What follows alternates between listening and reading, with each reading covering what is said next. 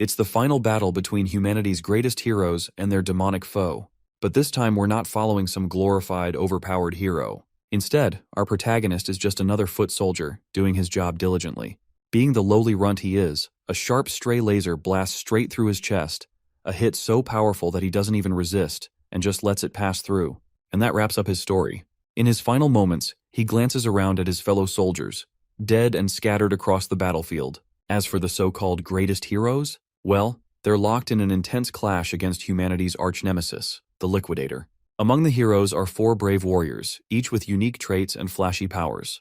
And then, there are guys like our boy, foot soldiers, thrown in as sacrificial pawns. These guys are basically like NPCs standing in the corner with no dialogue. Their purpose? Just die. He feels pathetic about himself, thinking how little he has contributed to this war. If only he had been born with some kind of talent. But as powerful as those heroes might be, they don't stand a chance either. The Liquidator slices through them like cucumbers. Literally, a single blow is all it took to wipe them out. Turns out that monster was just toying with his prey the whole time. Humanity's fate has finally been sealed already, or at least, that's what Gray Lee thought. This is then he remembers that his heart has already been shredded into bits, and yet, he's still not dead. Next thing he knows, he's standing in the middle of the ruins. In front of him is this omnipotent being who gives zero context for what's going on. The mystery dude claims that Gray's body has already healed.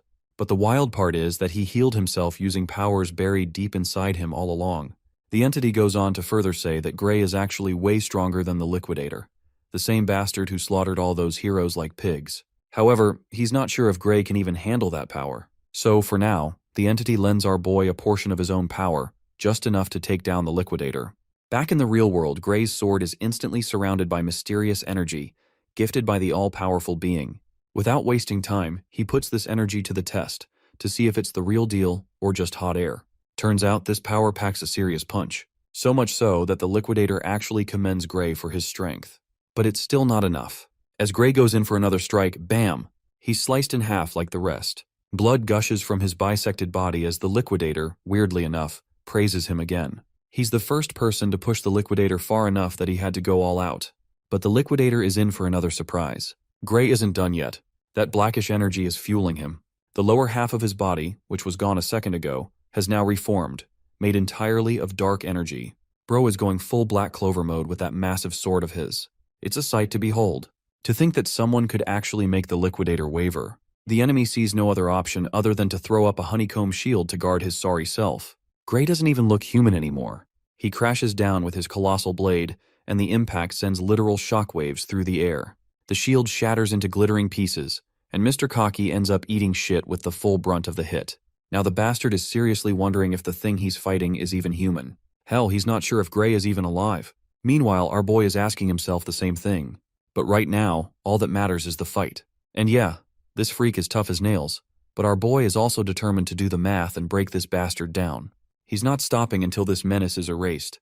He throws another wild slash, and this creepy fuck starts bleeding this creepy golden blood. In response, the freak busts out some next-level jutsu and sprouts celestial wings. Looks like he's messing with time itself. Day turns into night, with the moon glowing like a spotlight from the gods. It's pretty impressive, and Gray admits it, but not impressive enough to shake his confidence. He goes full throttle, launching a preemptive strike straight at the Liquidator's neck. But surprisingly, the sword doesn't pierce. There's some weird shield around him again. Then he starts yapping nonsense that flies straight over my head. Apparently within this plane of true dusk, nothing can hurt him. Or at least, that's what this bastard claims. He tells Gray to look up at the sky, to see just how deep in shit he really is. Well, our boy looks up out of curiosity, and sees a blinding star-like thing glowing with insane intensity. Then boom, that thing crashes down like a damn meteor and obliterates Gray from existence. The Liquidator stands victorious, staring down at the crater left behind. But thankfully, that mysterious entity from earlier shows up again, just in time to rewind everything and send our boy back into the past with an only mission, which is to save the world. By the way, that mystery man's name is Kronos. Apparently, he and the Liquidator have some kind of history, but no one is telling us what kind. So anyway, cut back to our boy, who opens his eyes in a peaceful green neighborhood right after his regression. It's quiet, calm, and honestly pretty damn photogenic. Turns out he's in his hometown, Renato Village. Not just his hometown, but the past version of it. He is almost 15 years in the past. Looks like Kronos kept his word. Gray's been sent back in time, for one final shot at saving the world. Suddenly, a stinging pain crawls through his hand. When he takes a look at his hand, he notices wounds and bandages wrapped around his wrist. Now that he thinks about it, this was the time in his life when he was basically a punching bag for Belder and his gang. But with this new shot at life, it'd be pretty pathetic if he still ended up getting bullied. Then again, there's no way he could fight those guys head-on. Bro is way out of their league. In hindsight, even beating the Liquidator sounds like a dream. Anyway, he's got to figure out how to deal with these bullies, or he's doomed to relive the same suffering all over again. Seems like bro can't catch a break, or can he? He just so happens to stumble across the same assholes he's been dreading the most. Of course, it's Belder and his goons. Since they've been bored lately, they've been on the hunt for our guy, eager to continue their tradition of good old-fashioned bullying, like it's their new religion. They toss a spare sword at his feet, ordering him to pick it up. Our boy stares at the sword, clueless. He still hasn't figured out what these goons are up to. After all, it's been 15 years, so memories are a bit hazy. Belder, meanwhile, assumes Gray is pretending to be clueless on purpose, so he is kind enough to remind him about their usual mock battles. Hearing that, Gray quickly tries to brush these pests off by pointing to his injured hand. He's grateful for the invite, but unfortunately, he can't join because the injury hasn't healed yet. But it looks like bro can't shake these hobos unless he picks up the sword and fights. They even assure him the swords are totally blunt, so there's barely any chance of getting hurt. Gray, however, can't shake the feeling that injury is still possible. No matter how blunt the blade, it's still a lump of iron. One wrong hit in the wrong spot could book your one-way ticket to heaven. Well, he's got a point. One gentle tap on the balls, and you'll be doubled over on the ground in unbearable pain. But these guys don't seem to get the logic behind Gray's words. Belder takes his stance, ready to strike. He hates hearing no from Gray, so he charges at him like a raging bull to start the duel.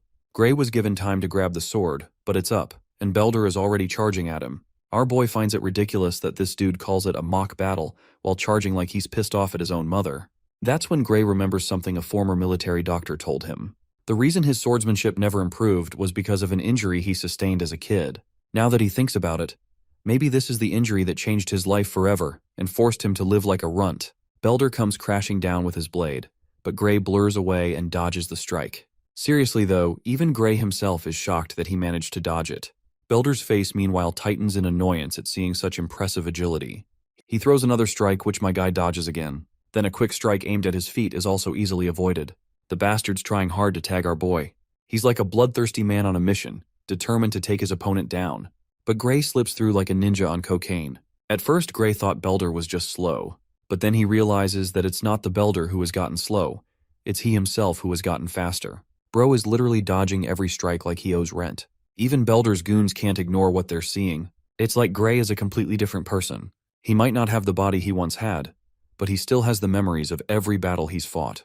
With all that experience mapped in his head, his body is basically on autopilot. He barely even has to try to dodge those strikes. Then Gray grabs the sword to keep this so-called mock battle going, which isn't feeling so mock anymore. Belder is drowning in his own ego, desperately trying to crush Gray under his blunt blade. But my guy had enough. He swings his sword for the first time. The sudden jerk from his powerful swing leaves Belder's hand aching like hell. That just shows how pathetic Belder really is. If Gray is being honest, he actually feels like the loser here, duking it out with such a weakling. But he also believes that Belder doesn't deserve an ounce of pity. He's the piece of shit who bullied Gray, took away his future, and caused all that suffering. So with all due respect, Gray is going to make Belder taste his own medicine. On the next move, Gray effortlessly knocks the sword right out of Belder's hand, unarming him instantly. While Belder can only feel the humiliation, Gray realizes this dude is worse than he thought. He takes the opportunity to throw a jab, mocking Belder's incompetence with a sword. One single blow sent Belder's sword flying. Then again, being unarmed isn't a big problem. After all, Belder was the one who insisted these blunt blades were totally safe to use in a fight. Gray is going absolutely nuts, swinging the blade so fast it literally cuts through Belder's skin, causing blood to gush out. As the gravity of the situation sinks in, Belder's knees lose all strength and buckle. Wait a minute. Gray thought he was using a blunt blade, so how come this bastard started bleeding? When he looks at his blade to confirm, he finds out it's indeed a blunt one. Though if it had been a sharp sword, this dude might actually be dead. Now, let's not get distracted from the situation at hand. Gray swings the blade precisely, knocking out multiple teeth and leaving Belder's nose bleeding like crazy. My guy is towering right over this bastard, giving him chills for life. It's always pretty amusing to see arrogant pieces of shit getting rendered into sobbing messes. Seems like this much is enough to humble Belder for the rest of his life. Oh well, looks like I spoke too soon. This bastard still hasn't learned his lesson. He orders his goons to get our boy and whip his ass until he's a total mess. The goons hesitate to step forward for obvious reasons. They literally just saw their boss get beaten like a pathetic dog, so it makes no sense to succumb to the same fate, even though they have the power to avoid it. One of the guys suggests they attack in unison to overwhelm Gray. The trio quickly leaps into action, surrounding our boy from every direction. Gray, however, is nonchalant as ever. If these guys desperately want their death wish granted, my guy is more than ready. Everyone leaps at him, intending to finish him right here. At first, Gray had an ounce of sympathy for these hobos and had decided to spare them, but it looks like they won't stop until they learn their lesson. So he gives these gutter goblins what they truly deserve. Not long after, their faces are swollen like a baboon's backside after an unforgiving face massage. Once again, Gray finds it ridiculous that these crying emojis in human form used to be his worst nightmare. He recalls this group is currently students of Saria's swordsmanship dojo. Belder admits they are students of that dojo, though they haven't been visiting lately, since these soggy biscuits believed they were already powerful enough. Well, that's pretty low standards for someone who's supposed to be strong enough. Not that Gray expects much from the dojo itself. He shows interest in joining the dojo, so he wants these goons to act as his referral. Belder refuses to fulfill the request. After all, he can't imagine the consequences once his master finds out he pathetically got his ass handed to him. Gray knows exactly how to deal with these guys. He merely swings his sword around to intimidate these suckers, hinting at the worst that could happen if they don't listen. Funnily enough, this little threat works wonders. Belder is not only humbled, but that beatdown gave him the speed of a cheetah. He literally speeds down the road to reach the dojo as soon as possible, even leaving his friends behind. A while later, they enter the town. As they walk, Belder expresses his curiosity why Gray is interested in joining a dojo. Turns out this dojo has a recommendation slot for the academy. Our boy doesn't have to say more, since he's sure Belder is mature enough to understand what his main goal is. One of the guys wonders why Gray even feels the need to join an academy when he's already powerful enough. Little do these bitches know, my guy doesn't set the bar that low. He's got his own definition of enough. He vividly remembers the day all of humanity's heroes got slaughtered like pigs in the blink of an eye, and that was supposed to be the world's strongest lineup. Forget the heroes. Even he couldn't scratch that bastard with all the mysterious power he had. Only God knows how much power will be enough to defeat that bastard. Though he wasn't completely hopeless back then.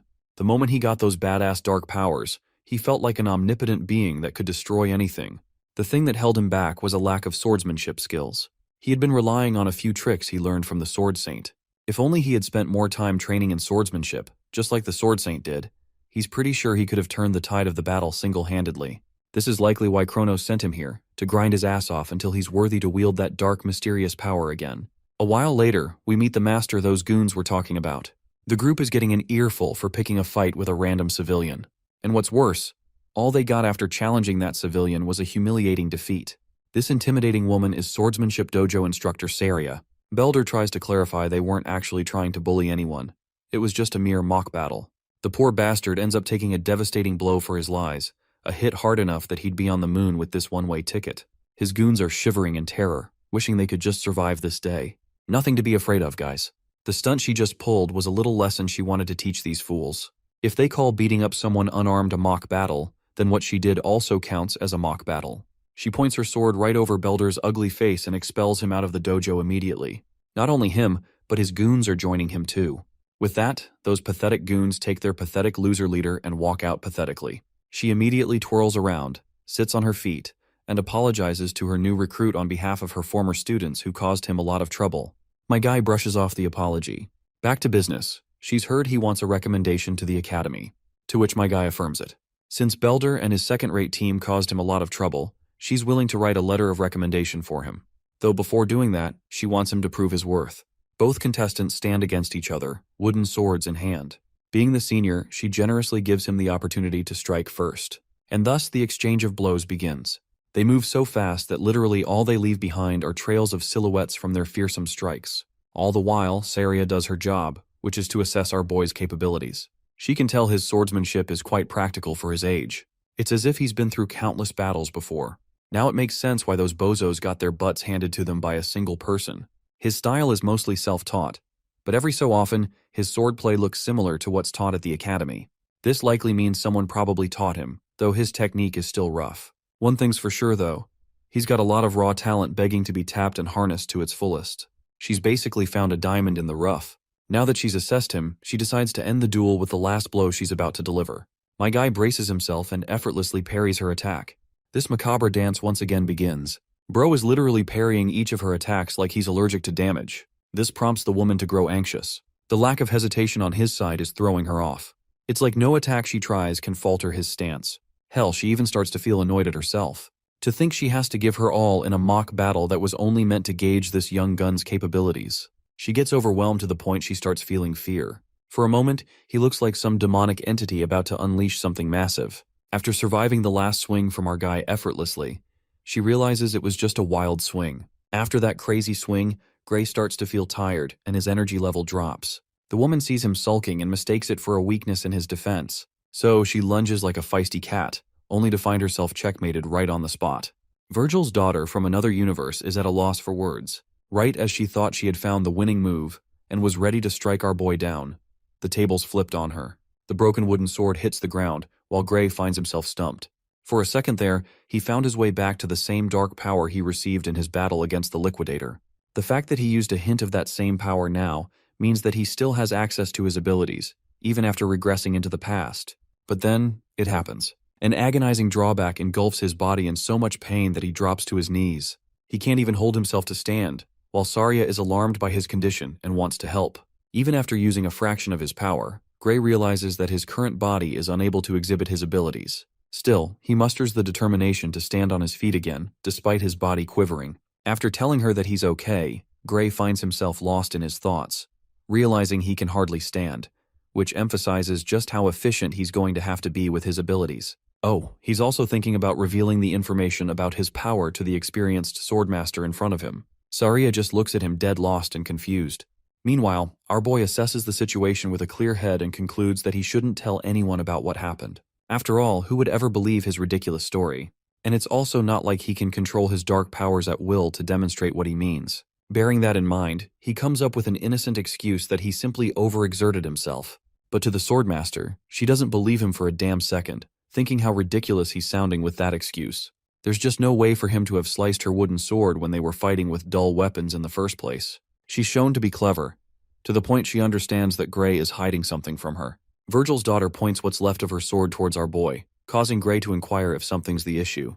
Clearly, from the way he is handling his reaction, she understands that he doesn't want to talk about anything for now. Instead of challenging him on it, she respects his decision and asks about his initial interest in getting a recommendation to the academy. Our boy confirms this, sharing that he heard she could help him with that. Saria doesn't deny it either. She emphasizes that with just her authority, she can help him get a recommendation to the Royal Academy of Swordsmanship, the best educational institution their kingdom has to offer. At the same time, surprisingly, she shares no interest in recommending him to attend that institution, adding that Gray is an unfit person for the academy. Her cold words stabbed him sharper than any blade.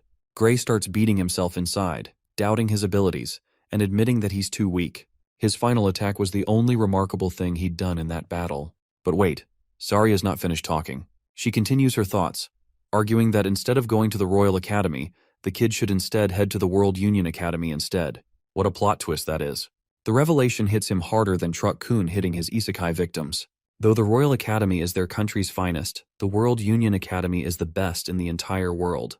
The institution is deemed the pinnacle of sword mastery.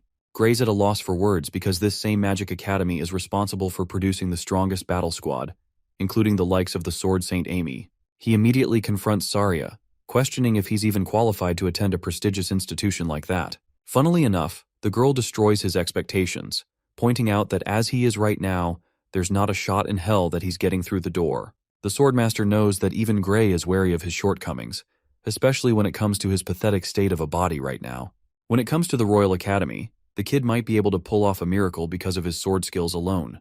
But that's just not the case for the World Union Academy. So yeah, dude's fucked if he doesn't train his ass off. Even Saria is astonished. The kid has miraculous talent in his swordplay, and yet he's got a stickman of a body. Doubt is starting to creep in, genuinely making Gray worry about the monstrous opponents he'll have to face against in the World Union Academy. It's not exactly a walk in the park, and with his current body, that's out of the question anyway. Seeing his sorrowful state, Saria points out how he's quick to give up, even though there are 9 whole months until the Academy's entrance exam. Again, being underconfident in his abilities, Gray thinks that even that time won't be enough for him. Despite her effort in trying to encourage him, even Saria agrees that it's too little of a time, but even then she offers him a chance. The Swordmaster wants him to trust her for the 9 months to come. because during this time, she's going to make him suffer through hell and back. Yeah, something tells me she's going to hire David Goggins and make this guy run 3 ultramarathons and do 6,000 pull-ups.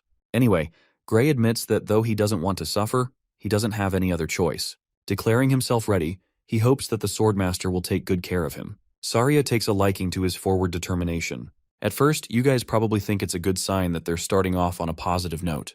But the atmosphere immediately switches to total fear, as Virgil's daughter officially announces the beginning of his hellish training. Gray's agonizing trials began. He trained like Goku and honestly ate like him too. She really is putting him through a bulking phase. He also had to deal with some questionable food, but his teacher was unrelenting and put him through everything. Their sword duels continued the same, the goal of which was to hone his techniques. And then 8 months passed, just like that. Congratulations to Gray for earning his shredded body after enduring that long training. Even Saria is out here admiring his physique. Now that they've come to this, she's got nothing in her arsenal left to offer him. He's ready to go out into the real world now. But her easygoing attitude confuses Gray, because there's still an entire month left until the entrance exam. Virgil's daughter reminds our boy that he's going to be spending a lot of time traveling to get to the location of the entrance exam. That's why he has to leave early. As a final token of gratitude, Saria hands him a bag of money, ensuring him an easygoing trip, taking care of his expenses for the month. Now that's a real teacher. As for our boy, he still doesn't feel good about the idea of leaving so soon. Her forceful approach saddens him, because he thinks his teacher is pushing him away like he's a burden. Smiling at his answer, she thinks he's complicating the situation. Suddenly, Gray brings up the rumor of an ogre's nest nearby, alarming Saria's attention. He also points out that the village is completely unsafe with the lack of security guards. The Swordmaster confirms the existence of the nest as well, as it was discovered recently. At the same time, she smiles at him, believing that nothing bad will happen. If the worst case happens, they'll just have to rely on the royal capital for help. Though Gray is worried, she thinks his only focus should be to take his exam, without any wandering thoughts. In his mind, he's convinced like hell that his teacher is lying to him, soothing him so that he doesn't have to worry.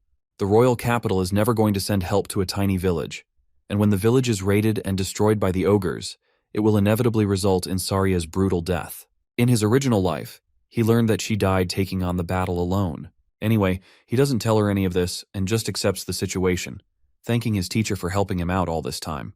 Gray plans to leave right away, earning Saria's smile. She and her 2 big personalities are rooting for him to pass. A few days later, we get a scene of her traversing a dangerous path to make her way to the nest. Here, skeletal remains of humans are horrifically hung on the trees as a warning. Saria is trying to track down the nest using the information she received from the scout. Spotting the trail of blood ahead, she knows that danger lurks ahead. But before she does anything, the Swordmaster is alarmed by the familiar voice of her disciple. Sitting on top of the tree branch, he questions where his beloved master is headed so late at night. Receiving a surprise entrance from him, she asks what he's doing right here when he's supposed to be focusing on the academy. Sticking his landing on the ground, he taunts her for questioning him, when he should be doing it to her instead. She lied to him when she said she was going to ignore the situation of the nest and let the royal capital handle it. Making an excuse, Saria explains that the royal capital refused to come because of their personal matters, which is why she took on the job herself. She's confident in her sword ability, believing that whatever it is in that nest, she can defeat it. Especially after receiving the report of the scout, Saria reveals that her opponent is going to be an elite ogre, and henchman monsters range about roughly 50 creatures apart from the boss. She knows fighting off the monsters will be tough because of their numbers, but it's not stopping her from going. By the way, even Gray admits that an elite ogre isn't strong, at least not enough to defeat a woman of her caliber. However, the thing about the ogres is that their unique advantage comes to their brains and overwhelming numbers. With so many of them in that nest, Saria's definitely going to die if they manage to surround and overwhelm her. Apart from that, our boy knows one thing with absolute confidence. Because of his knowledge of his previous life, letting Saria take on the mission alone is like sending her to her death. And in the end, the village will also be destroyed with no protector left. That's the dark future that he's already experienced before. With that in mind, the young disciple requests to team up with her. But his master isn't kind, stating that she's all good on her own. Instead of wasting time trying to convince her that she won't be enough, Gray cleverly tells her that he wants to gain real combat experience. He even goes on to guilt trip her, asking if she's afraid he'll become a burden in her path. Though he's smart, his master points out the ridiculousness of what he just said. Their skill difference is nearly identical right now, to the point that she struggles to fight him during their mock battles. Even with that fact in consideration, Saria reminds her disciple that a real battle is much more different, especially when you account for a monstrous nest like this one. This task involves immense danger, which is the reason she doesn't want Gray to risk his life, at least not until he has more combat experience. Her disciple is devastated to hear her conviction. After all, Saria wasn't budging in her stance. So he goes for one last resort, an idea that he wants to share with his master. At first she's surprised, until Gray straight up challenges her to a fight, promising to put her to sleep and then going on by himself to face the ogre. The situation grows tense. The disciple has just challenged his master to a real battle. His sword pointed at her. Gray awaits for her response. Realizing that her student is just as stubborn as she is, Saria admits defeat. She doesn't want him to go on alone, so she reverts to his previous suggestion of going together. All she cares about is that he returns in one piece. And yes, the one piece is real. Both of them band together and venture into the forest to confront the monsters. The night grows older, and finally, the master and the disciple discover the location of the nest. The intelligent monsters use their environment to their advantage. They made a nest that leaves no room for escape, in case someone dared to venture all the way here to challenge them. Saria thinks that the creatures must be confident in their ability, while Gray argues that it's actually more of a disadvantage for the two of them, as they'll have to fight carefully. Observing from a safe distance, she's rather surprised. The boss is nowhere to be found among the group, which makes her wonder if it's hiding in its tent. If that is the case, it's good for them, because this way, they'll be able to kill many of the henchmen before the elite ogre can confront them. To discuss battle strategy, Saria instructs her student to target the monsters from one side, while she's going to cover the other side. Executing the plan right away, both of them bolt into action with their swords in hand. The showdown begins. Before the monsters are even capable of comprehending the situation, the majestic Saria is already on top of them, executing a clean headshot, making a football of the creature's head as it flops to the ground. With the first monster down, the rest of them grumble and roar at each other in their language. The entire group is enraged and goes right into murder mode, preparing their weapons to kill the intruders. But it doesn't matter, as our boy is going beast mode with the way he's slaughtering the horde. This guy is a one-man army, cross-cutting multiple monsters all at once. The elegant Saria is all the same, showing off her impressive skills that she learned from Papa Virgil. The two of them are unstoppable. Gray and Saria perfectly cover each other's backs. Within the span of a few minutes, every single monster in sight is reduced to a body count for them. By the way, she's actually pretty impressed by Gray's unflinching determination in a real battle. He's never been more ready, warning his master to stay on her guard too. Here's the thing though, something about the situation is giving him a bad feeling. This fight has been too easy for them. Way too easy, in fact. Because if this is the level that Saria had to face, then she could have defeated all of them by herself, even without his help. And that brings him to a state of unease, because whatever is resting inside the tent, it's going to be much more terrifying than anything they've faced so far. Speaking of which, the creature's menacing pair of eyes beam through the dark tent, glaring at him from afar. The second Gray comes in contact with the creature's eyes, he shudders in shock. Despite his strength, he cowers and tells his master that they have to leave immediately. Even Saria doesn't get what's gotten into him all of a sudden.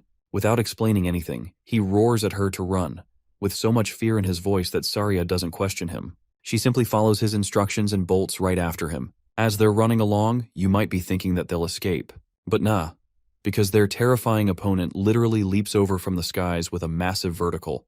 Gray is terrified when the monster plants his feet into the ground, confronting the daring humans. Saria's expression changes to shock, pointing out how the boss monster has personally come to them for a battle. But then Gray drops a bombshell that no one even expected. This isn't the boss monster at all. Right as he's about to reveal the location of the real boss, a monstrous voice roars at them from behind. This provocative roar unleashes another horde of creatures to chase after them.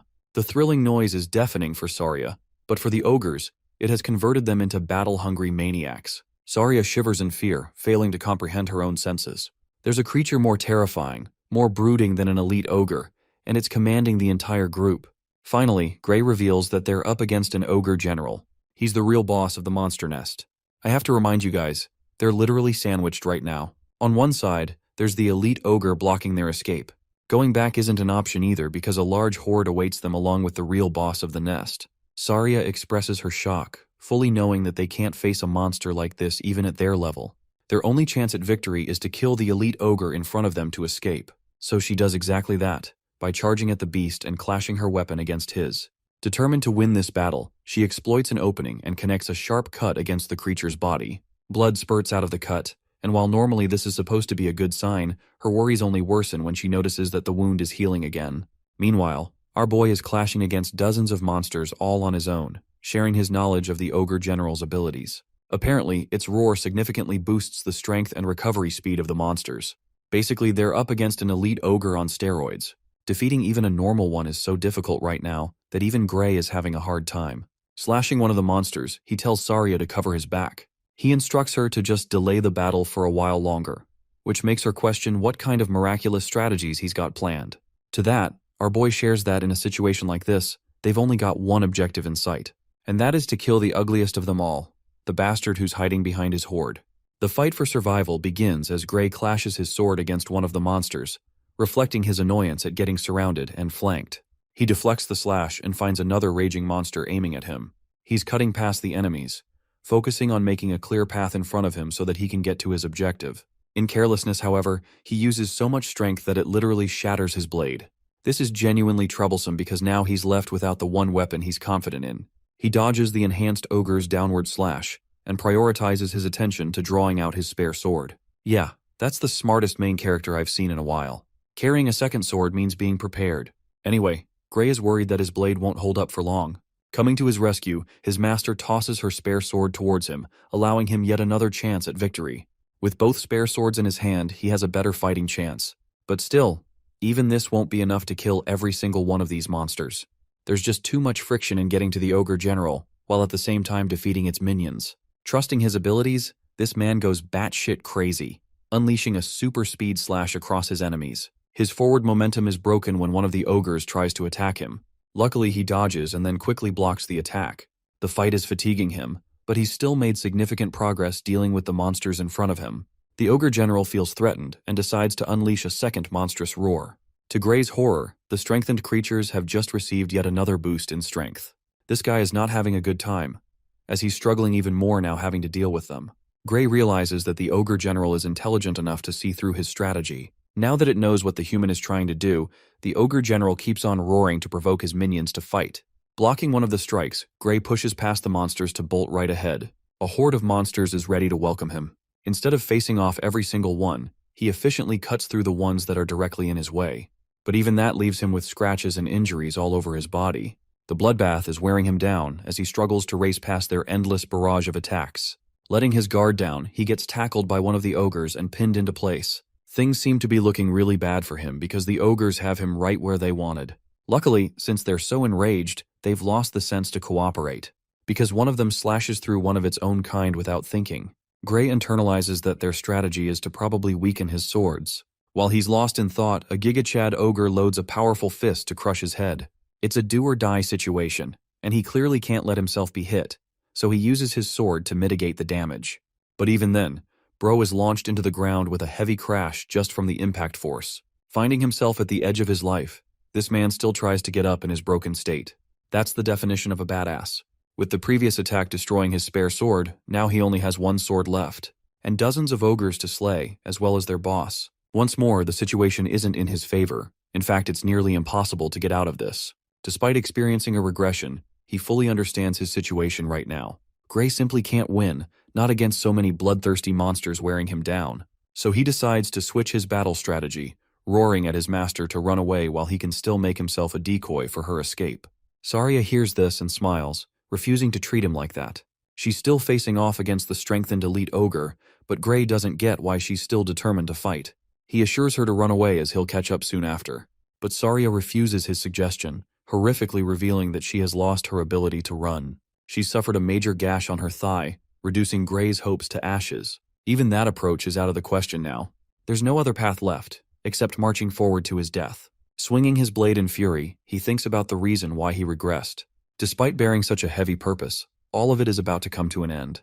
Tragically, our boy's final sword also chips and shatters to pieces, and yet he finds himself in denial. Despite having lost his weapon, Gray refuses to consider this the ending to his life. If only he can use the power from the future, the terrifying ability that matched the Liquidator and was able to harm him. If he can use it even for a moment, then these monsters will be severed to pieces. Strongly envisioning the feeling he experienced that time, he loads his broken sword, entering a meditative state.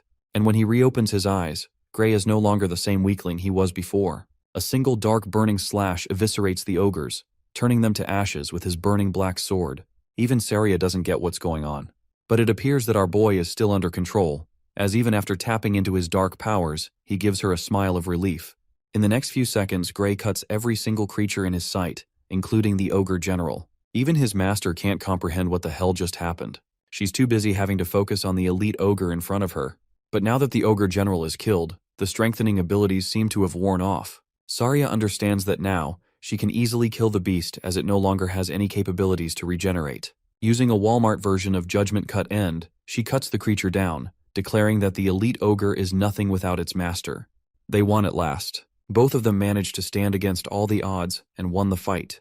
Despite having miraculously pummeled through an entire horde of ogres, Gray still apologizes for breaking her sword. Saria tells him that it's nothing compared to saving her life in exchange. She collects the sword and wants to confront him for the technique he pulled at the end. But before she can finish her sentence, our boy flops to the ground, knocked fully unconscious because of the after effects, leaving his master to shout his name in concern. The perspective cuts to the inner mind of Gray. He questions his surroundings and spots nothing but a chained floating door in front of him.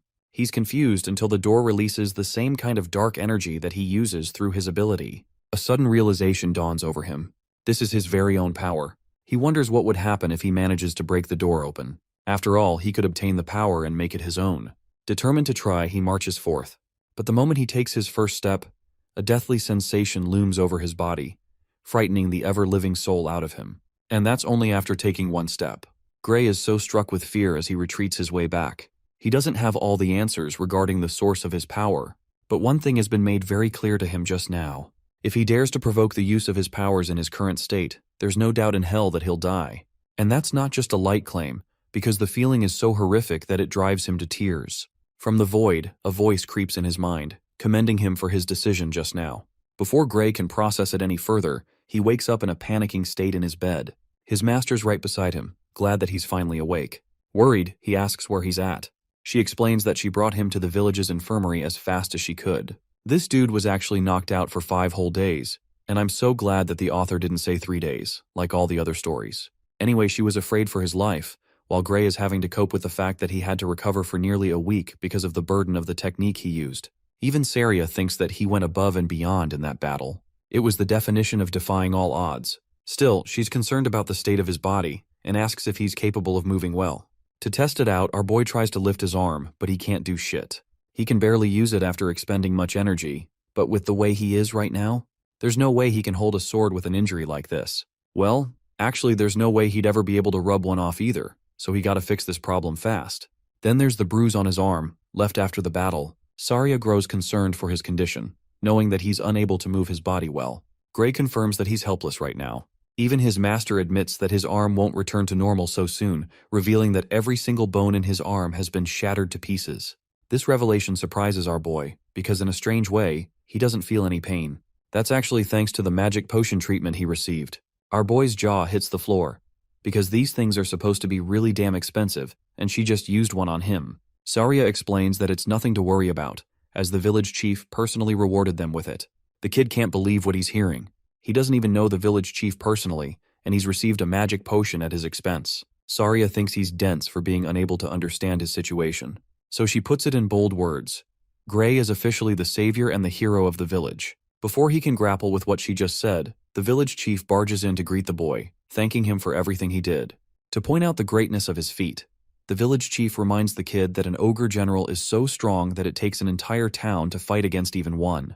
That kind of creature threatened their village, and yet one boy was able to pummel his way through, carving a path and killing the monster, ensuring the village's safety. For that, the village chief is grateful. It's thanks to the valiant efforts of the boy and his master that their lives are no longer threatened. Unable to accept all the credit, Gray argues that they're exaggerating what he did. But the village chief thinks that it's him who is undermining what he did. Thinking about it for a moment, Gray reflects on the outcome. He thinks that maybe the village chief's words are right. Remember his previous life? In that life, this place burned to the ground because of the ogres raiding it down to ashes. That's the significance of his accomplishment. The leader of the village is more than happy to give him a long explanation on what makes him so great. But for now, he's focused on the boy's mission to pass the entrance exam for the World Union Academy. Speaking of which, Gray just remembered his true goal. He carelessly went to kill the creatures in the monster nest just weeks before his exam. With all the time that was wasted in between, he's only got 2 days left until the day of the exam. Oh, and by the way, just getting there takes 3 whole days on foot. His best option would be to use a horse to traverse the distance on time, but he's dead broke and doesn't have the money to afford one. Making a sudden request, he begs the village chief to lend him a horse for the journey. The good thing is that the leader was already expecting the kid to make such a request, which is why he's already prepared the best horse for his travels. Saria smiles, revealing that their original plan was to carry him, even if he hadn't woken up today. Some people truly support you despite your troubles, just like Gray's friends here, and I hope we encounter more of them in our lives too. Gray exits the infirmary, only to find the entire village roaring the boy's name and rooting for his exam. They want him to do his best, and they're not afraid of thanking him for what he did. The villagers even support him with a bag of money. Everyone donated bit by bit so that he can apply for the entrance exam and support himself at the academy. The boy is eternally grateful for the villagers, who showed him so much love with their support. He also jokingly states that it's going to be really embarrassing if he fails and comes back. But Saria is absurdly confident in her student, emphasizing that the applicants applying for the entrance exam aren't capable of beating an ogre general all on their own. But that's not the only concern. The boy is worried about his arm, as it's still messed up and there's no telling when it will heal. To that, his master argues that he should make use of his left arm in the meantime. Even though his left arm is fully functioning, it's just that he's more used to his right. But his teacher thinks with his skill level, it won't matter. Gray shares his concerns, stating that the level of the entrance exam may be overwhelming for him, to the point one arm will hinder him. But even then, Saria understands that the teachers or the examiners at the academy have a sharp eye. When they see his talent, they'll select him. The boy mounts his horse, while his teacher confidently declares that he's going to pass. That's the only outcome. Thanking her for everything she's done, he promises not to fail. Recalling how the village was razed to the ground in his previous life, he's happy that these people got a second chance alongside him. The world is already changing from this moment onwards, and he's going to make sure to influence the future with his new power. In the next scene, our boy finally makes his way to his destination. Staring ahead, he locks eyes with the grandeur of the World Union Academy. In the arena, the examiner announces the distribution of the exam tickets. All of the candidates will remain in the arena. From the looks of it, there's a large number of applicants, but only a tiny number of 20 are going to reserve a spot in class. They bicker about the changing number of seats each year, because in some years, the academy even accepted 50 people, while in rare cases, it only accepted 1. So the rules for selection aren't absolute apparently. Anyway, Professor Ariel takes the limelight and comes to the front. She addresses the examinees and explains that they'll have to collect the paper being presented. With a snap of her fingers, a vortex of yellow opens, releasing magical energy and automatically manifesting the tickets in each examinee's hand. Our boy collects his ticket. His examinee number is 513 for the fencing course. Professor Ariel adds that their ticket shares only the most critical details, but it's nothing to be worried about as the process is the same each year. She also confirms that the academy doesn't care about one's age or gender, their nationality or class. In other words, they quite literally don't give a flying fuck if you're an attack helicopter or not. They don't even care enough to know their names. The candidates who are destined to pass will be asked for further information, but for the total examinees here, it doesn't matter. Professor Ariel even confirms that it's fine if they offer a fake name, once again proving the academy doesn't care. Anyway, trouble seeks our boy again, because he came here without his sword today, and yet he's placed in the fencing course. It makes him question the system's legitimacy. Professor Ariel continues, hilariously stating that she assigned each person a course based on their looks. I know she's supposed to be perceptive or something, but it's just funny how 1 minute ago she was talking about discrimination, and then she goes on to say this. Ariel is fine with correcting course details in case she got them wrong. Even the examinees think that it's impossible to assign a course based on sight alone, especially when there's so many of them. They strongly suspect that the academy must have investigated them beforehand, so that's how they know. The possibility of mind-reading magic also comes up. Professor Ariel doesn't address any of their concerns. All she's noticing is how no one is complaining about the assigned course. So next, she decides to reveal everyone's exam schedule. The detail is imprinted on the ticket at once. Gray is nervous, because he's scheduled to have his exam on the first day, not allowing him any time to let his arm heal. Ariel reveals that this exam will only be conducted once and it will decide everything. If a candidate is late, immediate disqualification will be the only outcome. She also reminds them that their schedules are strict and won't be manipulated or disputed upon request. It's bad news for Gray, who is struggling with his recovery. He's begging for his body to pull a miracle and heal him tomorrow. The next day arrives, and what do you know? Poor guy's arm didn't even heal a bit. He's got no choice but to take the exam in this condition. Gray's examinee number is called, and he frustratingly steps forth. He tries to calm himself in an effort to remain optimistic about the situation, Assessing his left arm, he doesn't appear to have any issues, and he can also move his right arm if he exerts enough strength. His current strategy is to sharply observe the examiner's moves and discover a winning strategy from that. He's watching a match between a candidate and an examiner. The applicant blindly rushes to attack, but by the end of his attack, the examiner is unfazed and casually stands, waiting for his next move. The candidate drags his sword for yet another slash, but even that strike is helpless. It gets blocked, and not just that, the examiner deflects his blade before sending him flying with a final blow. With his body hitting the ground, the examiner concludes the result of the exam, instructing him to exit the venue. You guys might be thinking that maybe Gray has found something, but the hilarious part is how this man literally gives up and accepts that he's about to get his ass cooked. His number is called to step into the arena. Gray reflects his chances, realizing that he clearly can't beat an examiner that annihilated a candidate even bigger than him. Inside the arena, our boy is granted the freedom to make the first move. Despite that, he fully understands that this battle will be one-sided. Even then, he's got to make some kind of impression. The fight begins with Gray rushing to strike. He remembers his master's advice, who told him to make use of his entire body to deliver a potent slash, rather than just using his arms. Channeling her advice into motion, he thinks that the only way he can cope with the loss of his right arm is to use his other muscles instead. And so he delivers the first swing, which the examiner easily dodges. Even now, Gray finds himself struggling to fight in his usual style. After all, even though he's trying to make up for his right arm, it still doesn't change the fact that he's at a major disadvantage here. The examiner retaliates by trying to cut him down. But to Gray's astonishment, the sword is moving far too slow. It's as if he can read its trajectory without having to rush. So our boy actually blocks the attack successfully, still feeling the weight of the examiner's force behind the attack.